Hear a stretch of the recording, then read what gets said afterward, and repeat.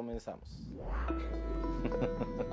Bueno, muy bien, como les decía recién, hay una invitación para todos ustedes para entrar en la blasfemia, entrar en la herejía, entrar en la lectura de este evangelio según Santo Tomás, que no es uno de los evangelios reconocidos. Por eso me refiero a la blasfemia y a la herejía, porque así lo considera la Iglesia. Este es un texto hereje, como otros. ¿Sí? Está el evangelio de María Magdalena, está el de San Pedro también, que no está reconocido, está el de Judas Iscariote, porque también él tiene su evangelio. Claro que si nos ponemos a leer un poquito ese evangelio, pues la historia está totalmente al revés de como nosotros la hemos aprendido, como nos han contado. ¿Sí? Claro que Iscariote no es el malo para Iscariote, ¿sí? Para Judas. Él es el bueno, es el más fiel de todos los discípulos. Y María Magdalena también nos cuenta una historia, bueno, que no es conveniente para el grupo conservador de la Iglesia, que es el que ha prevalecido. Porque María Magdalena era algo más que una discípula, ¿sí? Algo más. No solo era mujer y era discípula, sino que también parece que había algún tipo de relación ahí que la Iglesia jamás va a aceptar. Pero bueno, dejando esos evangelios apócrifos, así se han llamado, vamos a entrar un poquito en profundidad en este de Santo Tomás, que yo considero que es el más interesante de todos. ¿Y por qué el más interesante? Porque aquí prevalece la idea gnóstica. ¿Han oído hablar del gnosticismo? ¿Han oído hablar de esta visión cristiana profunda, transformadora, reveladora del cristianismo? Bueno, el cristianismo que nos ha llegado, que todos conocemos, que oímos de parte de los sacerdotes, la Iglesia, no tiene nada que ver con el cristianismo gnóstico. ¿Sí? El cristianismo gnóstico es un cristianismo en donde no hay un intermediario entre Dios y nosotros. Este cristianismo gnóstico nos dice que en nuestro interior, en nuestro corazón, está la chispa divina. Y donde no hay leyes, y donde no hay tradiciones o costumbres, de lo que se trata es de llegar a conocerse a uno mismo y más aún, conocer la divinidad que existe en nosotros a través de la experiencia, a través de la práctica, a través de la meditación. ¿Sí? Claro que eso jamás va a ser aceptado por la Iglesia. Una Iglesia que ha prevalecido porque se asoció, por supuesto, allá por el año 300 después de Cristo, con Constantino, se unificó al Imperio Romano, si sabían, ¿no? Constantino, según se cuenta, antes de una batalla vio una cruz, soñó una cruz. Entonces, él entendió que con ese símbolo iba a ganar esa importante batalla, y el emperador romano ganó esa batalla y entonces dijo, bueno, vamos a adoptar el cristianismo, que es el símbolo, es el que identifica, ¿no? a esta disciplina espiritual, ese símbolo es el que lo identifica, y bueno, vamos a adoptarlo como la religión aceptada por el imperio. Claro, lo que no se cuenta es que se había caído en condiciones en donde la gente ya estaba perdida, estaba confundida, ya no aceptaba las religiones paganas que se venían arrastrando. Y bueno, muy inteligente Constantino entendió que había que hacer un cambio y formó el primer concilio, el concilio de Nicea, ya por el 325 después de Cristo más o menos. ¿Qué fue lo que hizo? llamó a los que se supone eran los más entendidos sobre el cristianismo, y entonces seleccionaron 4 evangelios, estos 4 que dijimos recién, el de Mateo, el de Juan, el de Lucas y el de Santiago, ¿no? que es el Nuevo Testamento. Y bueno, el resto de los evangelios que ya se habían conocido y se estaban practicando, no fueron aceptados. Y no solo eso, sino que más adelante, inclusive, fue perseguido y fue quemado y fue combatido todo ese tipo de cristianismo gnóstico, tan importante, tan profundo, tan elevado. Porque claro, este tipo de cristianismo no aceptaba que existiera una institución o que existiera un imperio, que existiera seres humanos que intercedieran por nosotros. Por eso en estos tiempos debemos de empezar a rescatar esos pocos escritos que han sobrevivido, y este es uno de ellos, y analizarlos en profundidad. Lo máximo que nosotros podamos entender y comprender es muy importante, porque si bien, claro, tenemos que situarnos, ¿no? Se supone que este fue de los primeros evangelios que se escribió allá por el año 50 después de Cristo. ¿Sí? Ustedes saben que estos 4 evangelios que nosotros conocemos, pues fueron escritos parece que 100 años después de la muerte de Jesucristo, ¿sí? O muerte, o se supone posible crucifixión de Jesucristo. 100 años después. Al principio las tradiciones eran orales y luego se llevaron por escrito.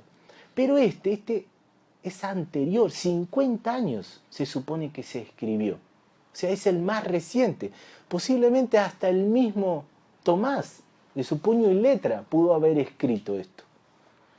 Y es interesante porque en este evangelio, si ustedes luego tienen el tiempo de leerlo, es muy cortito, son 8 páginas. Ahí inclusive pueden por internet bajar en PDF el evangelio según Santo Tomás y tenerlo de forma digital y también de forma escrita como la estamos repartiendo. Y es interesante porque son todas palabras de Jesús. Y Joshua dijo, y Jesús dijo, ¿no? Y ahí viene la frase. Y nuevamente Joshua o Jesús vuelve a decir, y viene la frase de Jesús. Y claro, es realmente revolucionario, es realmente tremendo, tremendas las palabras de Jesús, puesto que muchas de ellas son muy contrarias a lo que la Iglesia nos enseña. ¿Sí? Por eso es que este evangelio, como otros, son de los grandes enemigos de la Iglesia. Y sin embargo, posiblemente es el cristianismo más puro, más cercano a lo que realmente Él enseñó, el que nosotros nos ha llegado. ¿Sí? Entonces, no más para tomar en cuenta, este evangelio fue encontrado en el año 1945, allá por Egipto, en Nag Hammadi. Por eso se les llama el escrito de Nag Hammadi. Y bueno, en una vasija, no sé si en una cueva, no sé si ocurrió como los textos de Qumran, pero sí en una cueva o en una fosa, se encontraron varios de estos escritos gnósticos, escritos que también son llamados cópticos, y entre ellos el Evangelio de Santo Tomás. ¿Sí?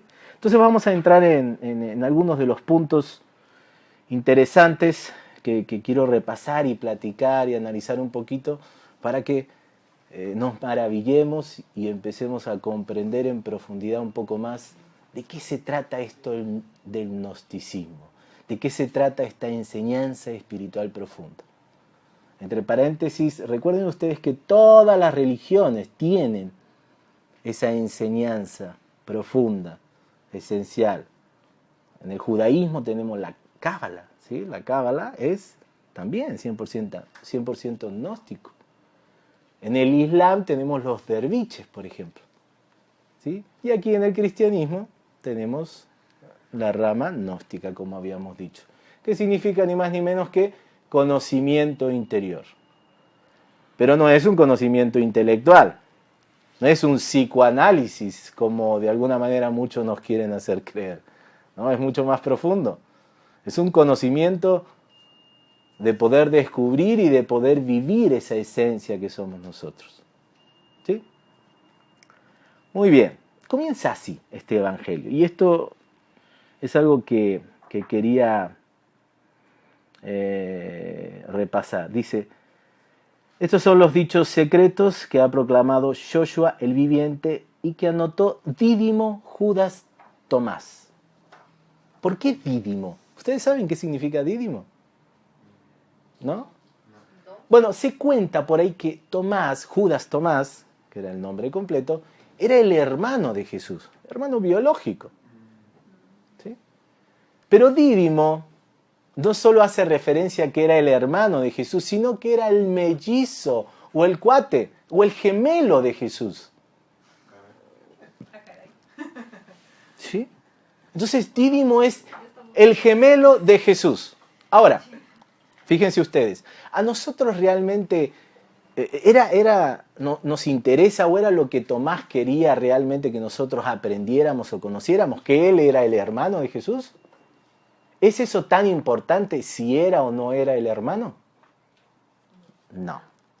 Es posible que lo haya sido, porque hay muchas tradiciones orales y escritas que cuentan que varios de los discípulos, no solamente Tomás, creo que Juan también, ¿sí? Era el hermano menor, se dice, pues había integrantes de su familia o hermanos dentro del grupo de discípulos. Pero eso no era lo importante. Aquí ya está comenzando Tomás diciendo: yo soy el hermano gemelo de Jesús. Lo que Jesús enseñó con similitud y con igualdad, yo lo estoy expresando. Fíjense, soy el reflejo similar de aquello que Él ha enseñado. O sea, eso es lo que hay que captar y que hay que entender respecto a lo que significa dídimo, gemelo, mellizo. ¿Sí? Bueno. Y Tomás ha dicho: quien encuentra la interpretación de estos dichos no saboreará la muerte. ¡Wow! Increíble, ¿eh? Comienza así de contundente esta historia. Si empezamos a comprender y a entender lo que Jesús está enseñando, vamos a descubrir que existe una vida en donde la muerte no nos va a afectar. Y continuamos. 2. Ustedes vieron que está por párrafos, ¿no? Separado. Uh-huh. Creo que son como 140, por ahí. 114 frases, exacto. Entonces yo las voy a ir enumerando para que ustedes mismos también puedan darle seguimiento. El 2 dice: Joshua ha dicho que quien busca no deje de buscar hasta que encuentre. Y cuando encuentre se turbará, y cuando haya sido turbado se maravillará, y reinará sobre la totalidad y hallará el reposo. ¡Wow! ¡Qué hermosas palabras! ¿Sí? Claro, porque en esa búsqueda empezamos nosotros en primera instancia a turbarnos, porque todo lo que creíamos haber sabido o haber entendido, todo eso tiene que ser removido, tiene que ser quitado, tiene que ser limpiado. Entonces viene en primera instancia un gran caos y nos vamos a turbar. Pero luego nos vamos a maravillar y al fin encontraremos reposo y encontraremos la totalidad. Perfecto. Seguimos con el párrafo 3 entonces. Joshua ha dicho: si aquellos que os guían os dijeran, ved, el reino está en el cielo, entonces las aves del cielo procederían. Si os dijeran, está en el mar, entonces los peces del mar procederían. Más bien, el reino de Dios está dentro de vosotros y está fuera de vosotros. Quienes llegan a conocerse a sí mismos lo hallarán, y cuando lleguéis a conoceros a vosotros mismos, sabréis que sois los hijos del Padre viviente, pero si no os conocéis a vosotros mismos, sois empobrecidos y sois la pobreza. Bueno, está un poquito largo, pero está también interesante. ¿Dónde está el reino de los cielos? Está dentro y está afuera. Ya es una de las herejías importantes que estamos aquí nosotros adentrándonos, ¿no? Porque si el reino de los cielos está dentro y el reino de los cielos también está afuera, estamos cayendo no solo en el gnosticismo, porque Cristo está dentro de nosotros, sino también en el panteísmo, según como la iglesia lo define, ¿no? En donde todo es Dios, y eso es inconcebible para la iglesia.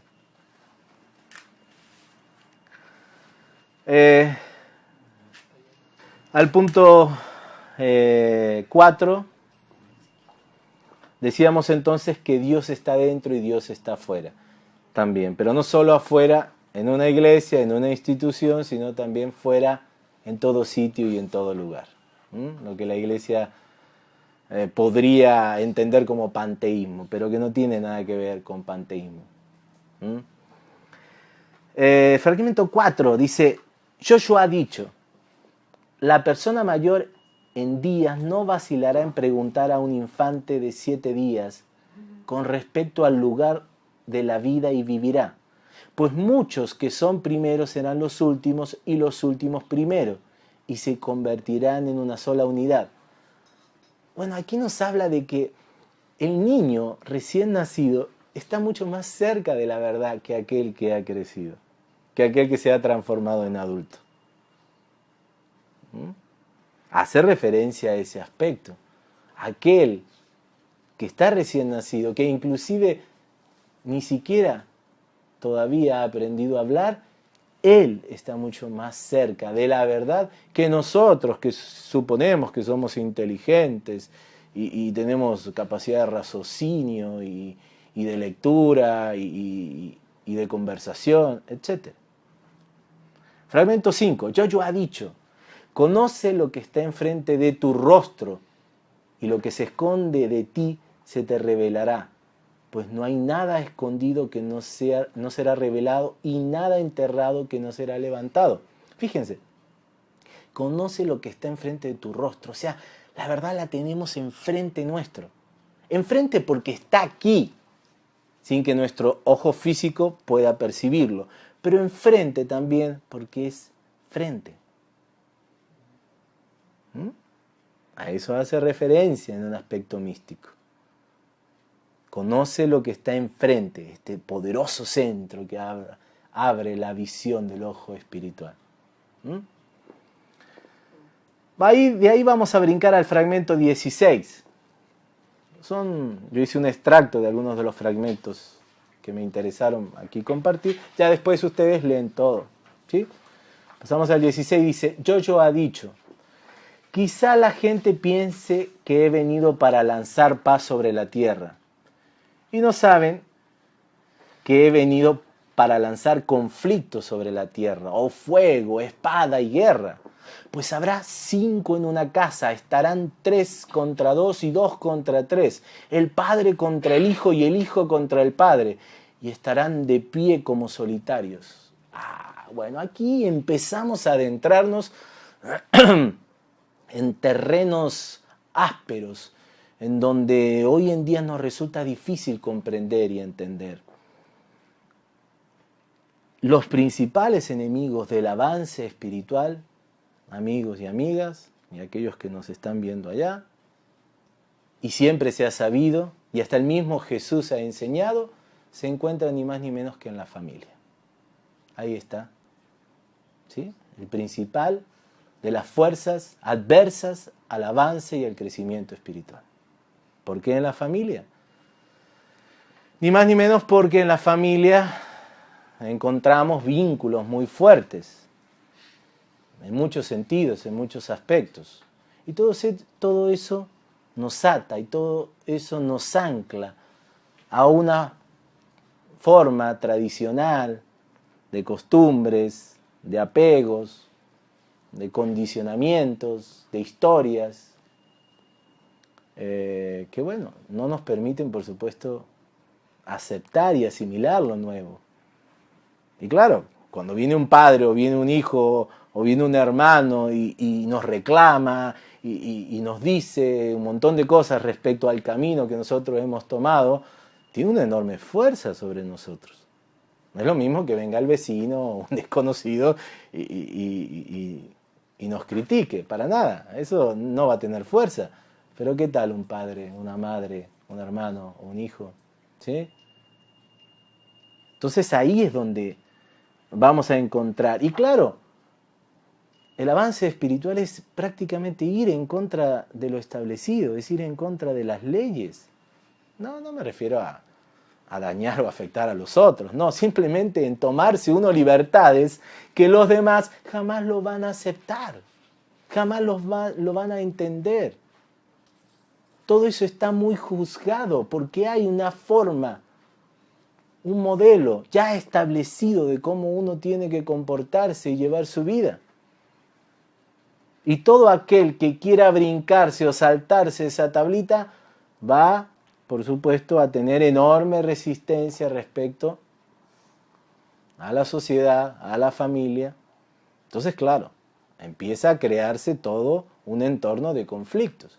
Y yo creo que a todos ustedes, a todos nosotros, incluyéndome por supuesto, se nos ha generado ese tipo de condición y de situación.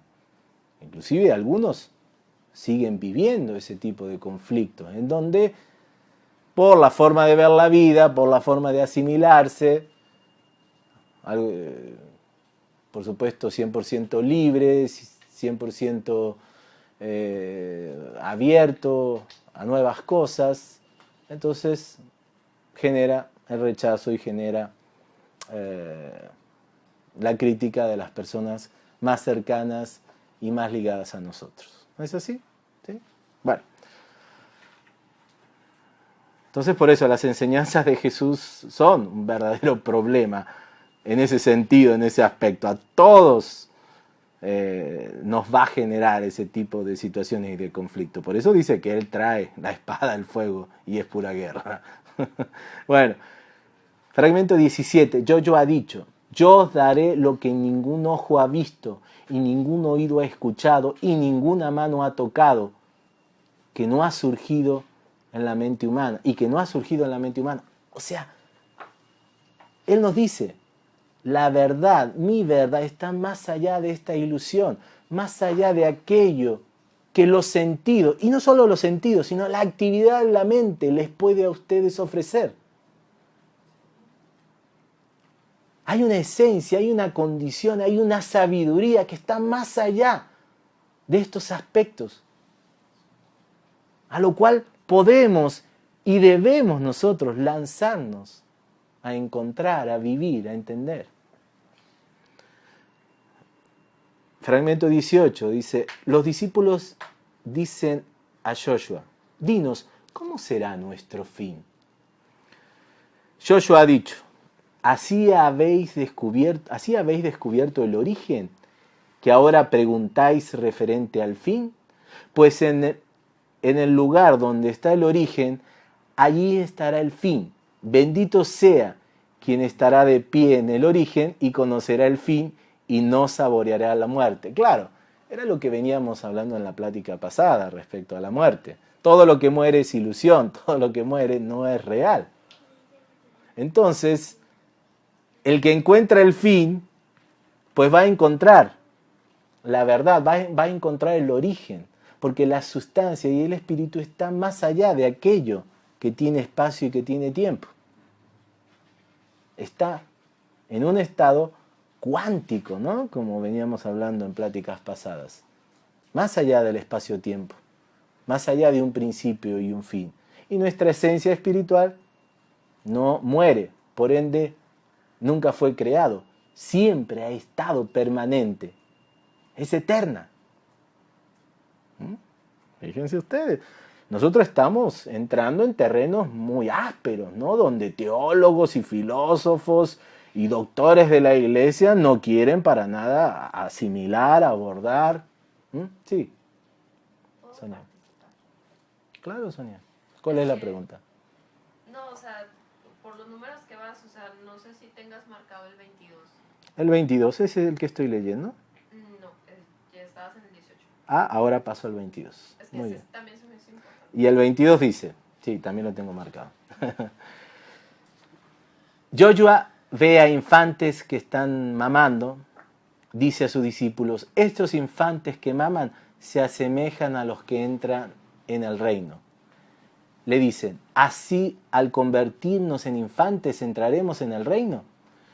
Yoshua les ha dicho, cuando hagáis de los dos uno y hagáis el interior como el exterior y el exterior como el interior y lo de arriba como lo de abajo, cuando establezcáis el varón con la hembra como una sola unidad, de tal modo que el hombre no sea masculino ni la mujer femenina, cuando establezcáis un ojo en lugar de un ojo y una mano en lugar de una mano y un pie en el lugar de un pie y una imagen en lugar de una imagen, entonces entraréis al reino de los cielos, ¿no?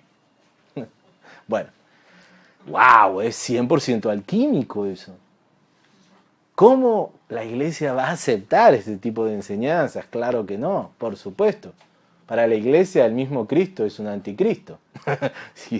si fuéramos capaces de aceptar esto. Porque se terminó la dualidad. Hay que terminar con la dualidad. Tenemos que entrar a la unidad. Y es más, dice, lo de afuera es similar a lo que tenemos dentro.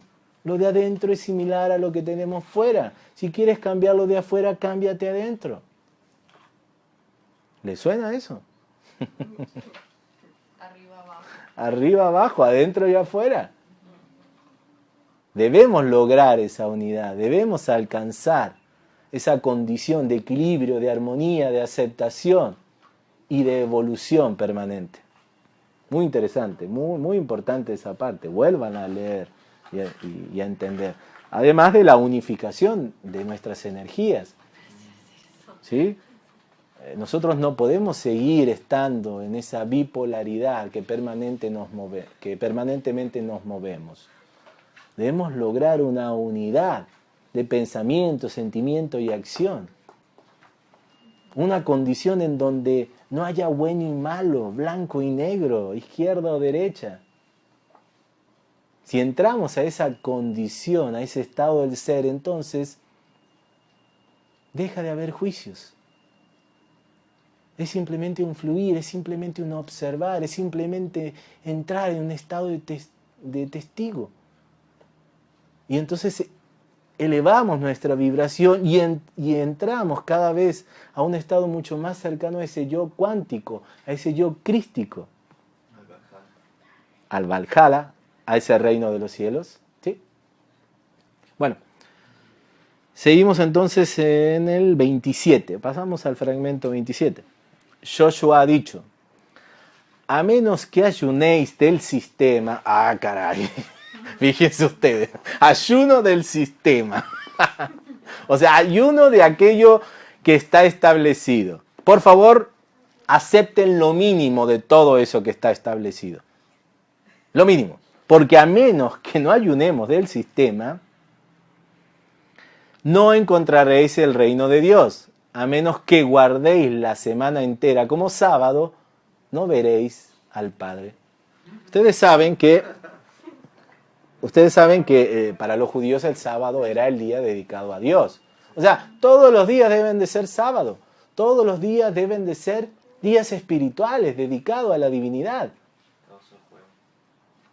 Y por favor, es verdad que hay todo un sistema que tiene poder sobre nosotros y nuestras vidas.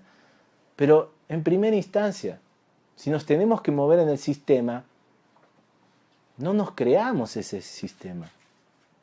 Vivamos en él, pero no seamos el sistema, no nos involucremos con el sistema. Y es más, en nuestras vidas, para simplificarla, tenemos que aceptar lo mínimo posible del sistema. Porque si no, todo se vuelve complejo, todo se vuelve rígido, todo se vuelve exigente. Y no vamos a tener tiempo para Dios. Para ir hacia adentro, exacto. Para Dios, bueno, dije allá, pero también estoy diciendo acá. Arriba y abajo, afuera y adentro. 28. Joshua ha dicho, me puse de pie en medio del mundo y encarnado me aparecía a ellos. Los encontré a todos ebrio, no encontré a ninguno sediento. Ay, se me enchina la piel. Y mi alma se apenaba por los hijos de los hombres, porque están ciegos en sus corazones y no ven que vacíos han entrado en el mundo y vacíos están destinados a salir del mundo de nuevo. Mas ahora están ebrios. Cuando hayan sacudido su vino, entonces repensarán. Bueno, vino este ser iluminado y encontró que todos estaban ebrios, borrachos, en su mundo, en la locura. Y nadie estaba sediento de la verdad. Nadie buscaba, nadie quería, nadie esperaba. Todos adictos a la ilusión, adictos a las cosas vanas, pasajeras, ilusorias, transitorias. ¿Sí? Y entonces, claro, ya después, cuando el vino haya sido sacudido, cuando hayan desencarnado, es una de las formas en que él expresa, quiere decir, entonces ya se pondrán a repensar y decir, ¿qué he hecho de mi vida? He avanzado, he crecido. Bueno. Pero después de la venida de él. No. Sí, después de la venida, cuando él estaba ahí. Yo encarné, yo estoy aquí, soy sabiduría y veo que no hay gente que le interese la verdad. Eso es lo que está diciendo. Pero no para un futuro, sino para ese momento. E inclusive para estos momentos. El vino nos dejó la enseñanza. Es más, la enseñanza la tenemos hoy en día a nuestra disposición por internet, taca, taca, taca, y bajamos PDF, así lo hice yo, con una facilidad tremenda, y seguimos imbuidos ¿en qué? En el Big Brother, bailando por un sueño, cantando por las estrellas, o no sé qué, todos estos programas. Que digo, ahí están, pero... Ahí están. Hacemos nosotros todo un Dios de esas cosas pasajeras, vanas, ilusorias, transitorias, la moda, el dinero, el reconocimiento, etcétera, etcétera. Bueno. Entonces, 29, sí, también importante. Joshua ha dicho, si la carne ha llegado a ser por causa espiritual, es una maravilla. Mas si espíritu por causa corporal, sería una maravilla maravillosa. No obstante, me maravillo en esto, que esta gran riqueza ha morado en esta pobreza. Bueno, de lo que habla es nuevamente de esa unidad entre el espíritu y la materia, la onda y la partícula que hablábamos la vez pasada. Debemos lograr ese casamiento entre el cielo y la tierra. Pero claro, para que eso suceda, la materia debe de alivianarse, debe de aligerarse, debe de empobrecerse, entre comillas. No es el empobrecimiento de la necesidad y la carencia, sino el empobrecimiento de no poseer cosas de la materia, para que pueda ensalzarse y elevarse hacia esa condición cuántica espiritual y poder lograr esa unidad. ¿Sí? Porque no es el espíritu el que va a bajar, no es nuestro aspecto superior el que va a bajar a esta condición de oscuridad, de ignorancia. ¿Conocen ustedes la alegoría de Platón, la alegoría de la caverna? ¿Sí? La alegoría de la caverna nos cuenta, nos dice Platón, que el ser humano es como aquel hombre que está atado de espaldas a la entrada de una caverna y él cree que las sombras que ve en la pared son la verdad, son la realidad. Él está atado, está aprisionado, de espaldas a la entrada, a la luz de la verdad, de la realidad. Ve las sombras y él cree que esas sombras es todo lo que existe y es lo que es real. ¡Wow! ¿Sí? Qué explicación tan gráfica, ¿no? Esta que nos hace Platón para enseñarnos en qué condición nosotros estamos viviendo. ¿Mm? De espaldas a la verdad y aprisionados y atados, creyendo algo que no es. ¿Mm? Bueno, esa es la alegoría de Platón. Joshua ha dicho, 29 ya lo leí, ¿sí? 30 entonces. Joshua ha dicho, donde hay 3 dioses, carecen de Dios. Donde hay solo uno, digo que yo estoy en él. Levantad la piedra y allí me encontraréis. Partid la madera y allí estoy. Bueno, nuevamente, si adoramos una estatua, si adoramos a una iglesia o una persona o a una imagen, como que eso es representativo de Dios y no tomamos en cuenta el resto de condiciones, situaciones, pues entonces no estamos entendiendo que Dios está en todos lados y eso está queriéndonos decir. Dios está en todos lados, por ende todo es sagrado, todo es espíritu en esencia. ¿Sí? Para poder nosotros entrar al reino de los cielos, o sea, entrar a una condición superior, a un estado espiritual, necesitamos ver más allá de la forma y no ver una piedra solo como una piedra y no ver cualquier objeto, cualquier planta o cualquier animal solo como un animal o un objeto, sino rescatar la esencia espiritual que está detrás de todo eso. Ahí está el Espíritu Santo. Y aquel que percibe el Espíritu Santo y lo ve, no solo lo entiende, y no solo lo siente, sino también lo ve, está empezando a entrar al reino de los cielos. O sea, ve la energía, ve con el ojo espiritual, con ese que está en el frente, enfrente de nuestro rostro. Muy bien, 36, vamos a pasar al fragmento 36. Y dice, Joshua ha dicho, no estéis ansiosos en el mañana sobre la noche, ni en la noche sobre la mañana, ni por vuestro alimento que comeréis, ni por vuestra ropa que llevaréis. Sois bien superiores a las flores de viento, que ni peinan lana ni hilan. Al tener una vestidura, ¿qué os falta?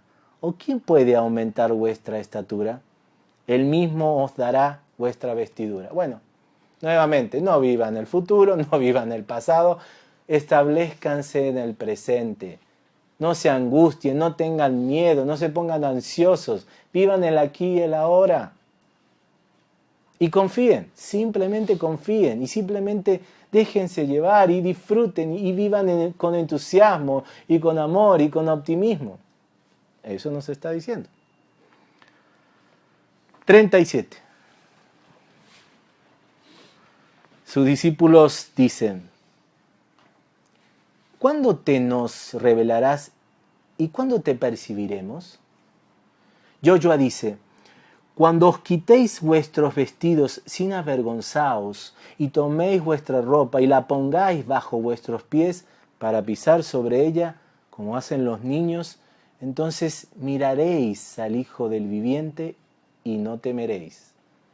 O sea, dejen de lado las vergüenzas, dejen de lado las formas, dejen de lado los prejuicios, dejen de lado las estructuras, vuelvan a lo natural, a lo simple, a esa percepción que también tiene el niño.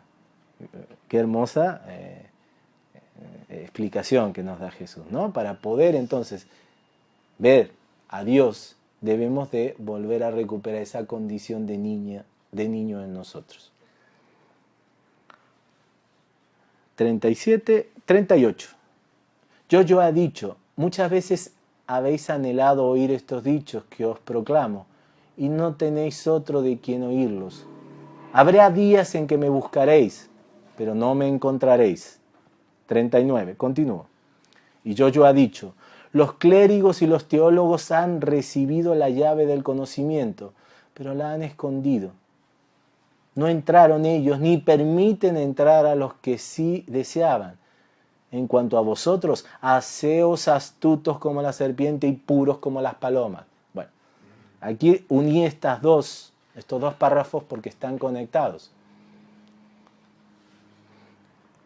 no es fácil encontrar en esta vida material y en estos tiempos, inclusive en los actuales, que se nos hable sobre la verdad, que se nos hable sobre lo trascendental y lo espiritual. No todas las personas tienen la oportunidad. A pesar de que hoy en día está al alcance de todo esto, pues el que realmente podamos interesarnos y podamos acceder a personas que puedan darnos a nosotros esa transmisión de todo esto tan importante, aún hoy en día no es fácil. Por eso Jesús dice, ahora que me tienen aquí, aprovéchenme, porque después no me van a tener, y van a tener que seguir ustedes solos. ¿Sí? Entonces, porque después, cuando esta gente tan sabia, tan elevada o iluminada inclusive, ya no esté, habrán otros que habrán escuchado todas esas enseñanzas y que estarán interesados en ocultarla, y que estarán interesados inclusive a combatir a la gente que sea seguidora de todo esto. Y eso fue lo que pasó, y eso es lo que va a continuar siguiendo a ocurrir, porque todavía hoy en día no se acepta todo este tipo de enseñanza, porque el gnosticismo o este tipo de enseñanza, como va en contra de todo lo establecido, y como no se fundamenta en una organización social, porque recuerden ustedes que esto es un viaje interior, es un viaje individual. Entonces, claro, hay muchos intereses que no van a estar jamás de acuerdo, aún hoy en día, en este mundo tan evolucionado, tan inteligente, tan abierto que vivimos, aún hoy en día es combatido este tipo de enseñanza. Porque entonces el poder ya no lo estamos poniendo fuera, sino que lo estamos poniendo dentro. Y los intereses no van en esa dirección. Entonces, bueno, sean astutos como la serpiente y puros como las palomas. Sean inteligentes. Tengan ustedes capacidad de discernir, de captar, de entender. Es verdad que todos nosotros queremos acceder a una conciencia cósmica, pero antes de acceder a esa conciencia cósmica, por favor, busquen ustedes estar al tanto de lo que está ocurriendo en el mundo y de mucha de la información que afortunadamente está a nuestra disposición, porque ya no tenemos que ir a una biblioteca, sino que hoy en día en nuestra casa ya podemos acceder a todo este tipo de información. Tengamos el interés por conocer qué está ocurriendo, qué está pasando, cómo se está moviendo el mundo, qué está entendiendo. Esa conciencia de humanidad, esa conciencia global es fundamental antes de dar ese paso. Siempre, por supuesto, con un estado de atención y de pureza, buscando siempre el conocimiento verdadero y real, que está más allá de la ilusión. Pero debemos de entender cómo se mueve este mundo. Eso es también lo que está diciendo Jesús. Seamos inteligentes, seamos astutos, estemos informados, tengamos capacidad de discernimiento, tengamos capacidad de entendimiento. Bueno, seguimos entonces. ¿Qué número continúa? El último fue el 39. Ustedes ayúdenme con eso, para no perderme. Paso al 40, que también es interesante.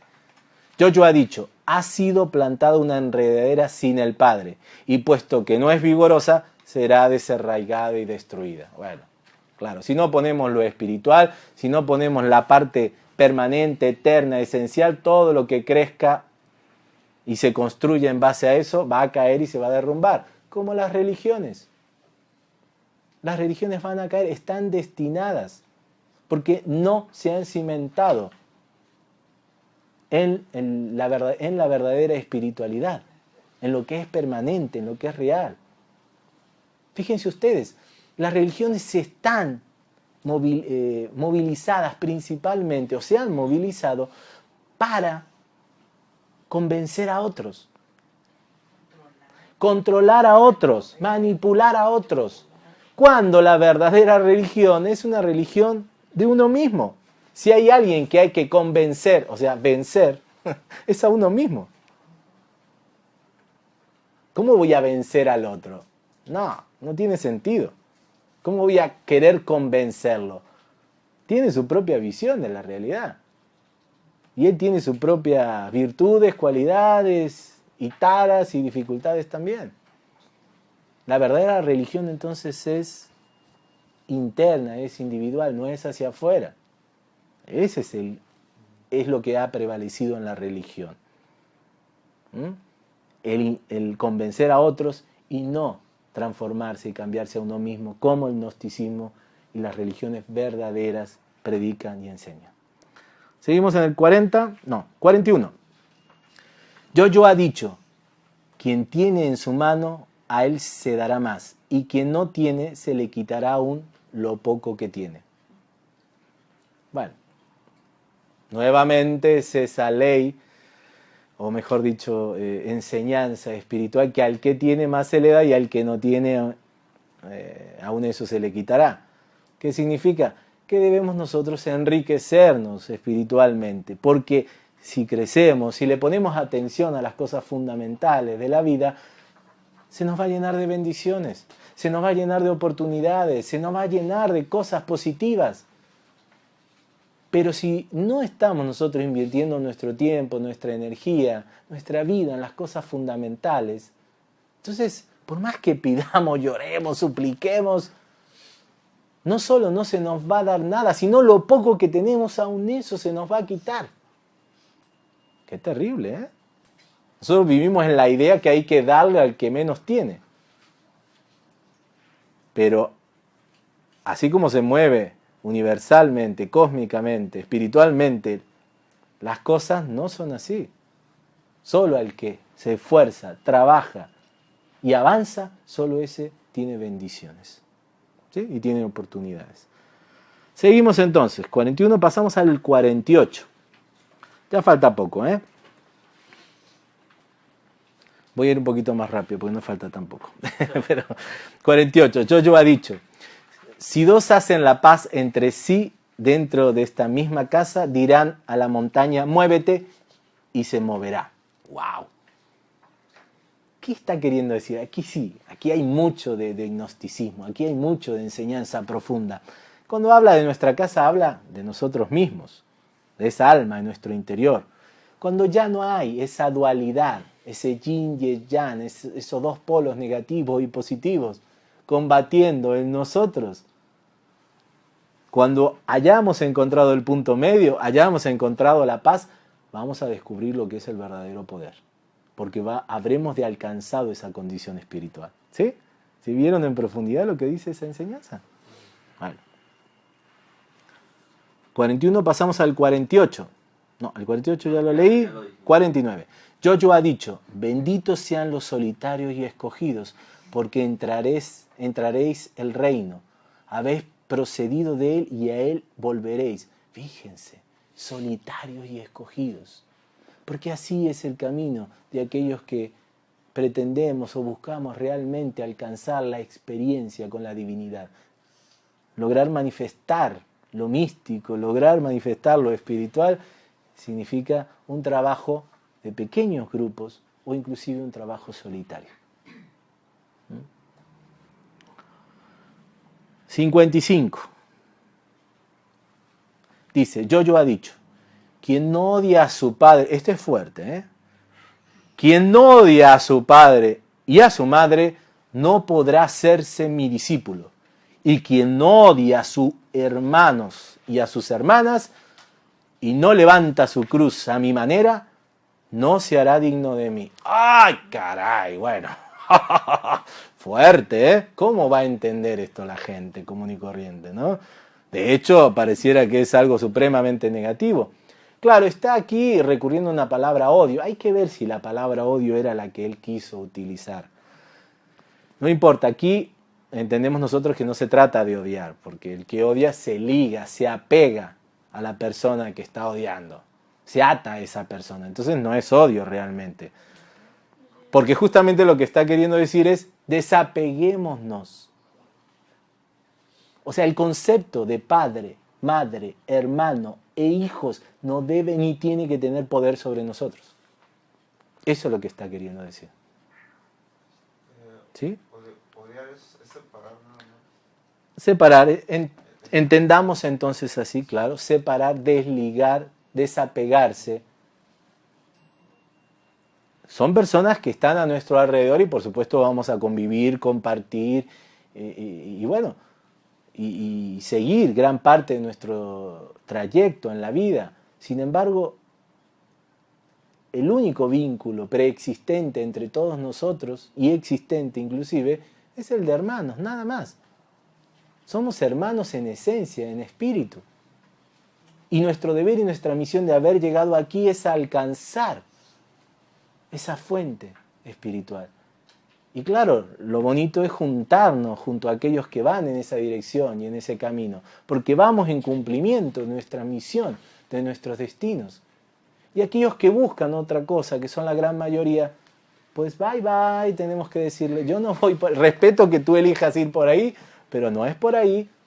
Y si eres mi hermano, y si eres mi padre, y si eres mi hijo, bueno, tendré que soltarte. Me podrá doler, pero tendré que soltarte, porque no es por ahí. Primero me debo a Dios, y no a mi hermano, a mi padre, a mi esposo o mi esposa. ¿Sí? Seguimos. Qué fuerte, ¿eh? El último fue el 40 y... 55. 56 entonces. Jojo ha dicho, quien ha conocido el sistema ha encontrado un cadáver, y quien ha encontrado un cadáver, de él no es digno del sistema. Claro. Si entraste al sistema, vives como un muerto. Pero si tú ves un muerto en el sistema, entonces no eres digno del sistema. Te diste cuenta que esa es una ilusión. Y si te diste cuenta de que no eres una ilusión, vas a ser repudiado. Pero lo espiritual te va a abrir los brazos. Qué hermoso. 64. Jojo ha dicho, una persona tenía huéspedes y cuando había preparado el banquete envió a su esclavo para convidar a los huéspedes. Fue al primero, le dice, ¿te convida mi amo? Y respondió el huésped, ¿no? Tengo unos negocios con unos mercaderes, vienen por mí por la tarde, iré para colocar mis órdenes con ellos, ruego ser excusado del banquete. Fue a otro, le dice, mi amo te ha convidado. Le respondió, he comprado una casa y me exigen por un día, no tendré tiempo libre. Ah, caray. Vino otro y le dice, mi amo te ha convidado. Mi amo te convida. Le respondió, mi compañero va a casarse y tengo que preparar un festín.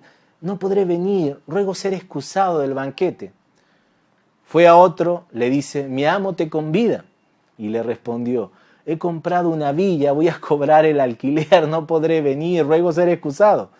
Vino el esclavo y dijo a su amo, lo que usted ha convidado al banquete se han excusado a sí mismos. Dijo el amo a su esclavo, sal a los caminos, trae a quienes quiera que encuentres para que cenen. Y él ha dicho, comerciantes y mercaderes no entrarán en los lugares de mi Padre.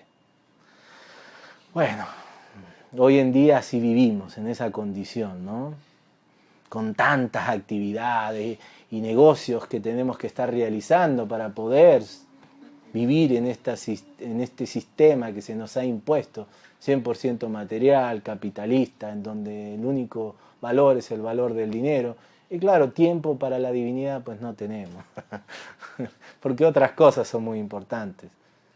Y es que tal vez consiga tiempo un domingo, no ya no un sábado, un domingo. Entonces sí, pero a la mañana nomás. Y si es que en la noche no me quedo en una fiesta, porque si me quedé hasta tarde en una fiesta ya no me voy a levantar temprano en la mañana. Bueno, no basta con eso. Es de todos los días. Todos los días debemos nosotros de poner atención a lo espiritual. Y las cosas espirituales es la invitación de ese amo que se nos hace y que nosotros tenemos que aceptar siempre, en todo momento. Debemos de estar dispuestos y no estar enrolados en los quehaceres permanentes y constantes de la vida, que lo único que nos hace es hacer perder el tiempo. hacer perder nuestra vida y hacer perder la oportunidad de haber abrazado y habernos encontrado con la verdad y con nosotros mismos. ¿Sí? Seguimos. Ya falta poco, ahora sí, te prometo. 67, 4 puntitos más nada más.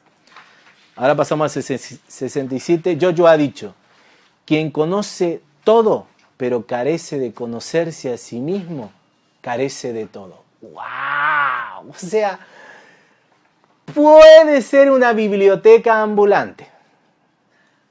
Puedes tener el Google a tu disposición y invertirle horas y horas de lectura respecto a todos los temas que tú quieras. O el Wikipedia, ahí está. Pero si no te conoces a ti mismo, no conoces nada. Y el conocerse a uno mismo, recordemos, no es un conocimiento psicoanalítico de nosotros. No es un conocimiento intelectual, eso es lo que debemos de entender. El conocerse a uno mismo es una experiencia trascendental, mística, que debemos lograr alcanzar. Y para eso debemos de ser perseverantes e insistentes en ese trabajo interior. ¿Sí entienden? Un analfabeto puede ser un sabio. Puede hallar el reino de los cielos. Y aquel que tiene muchos diplomas y títulos no sabe nada. Es un ignorante para la divinidad. Muy bien. Ahora pasamos al 89. Jojo ha dicho, ¿por qué laváis el exterior del cáliz? ¿No notáis que quien crea el interior también es quien crea el exterior?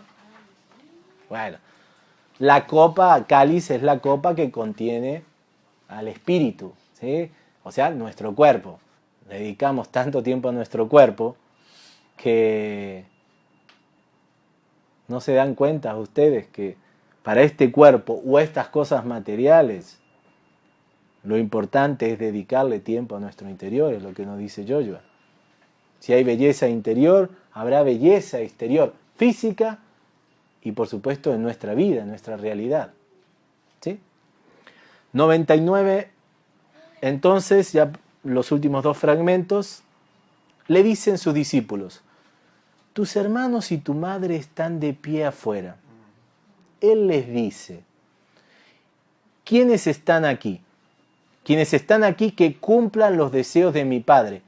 Estos son mis hermanos y mi madre. Ellos son los que entrarán en el reino de mi Padre. Bueno, ahí está, la familia escogida, ¿no?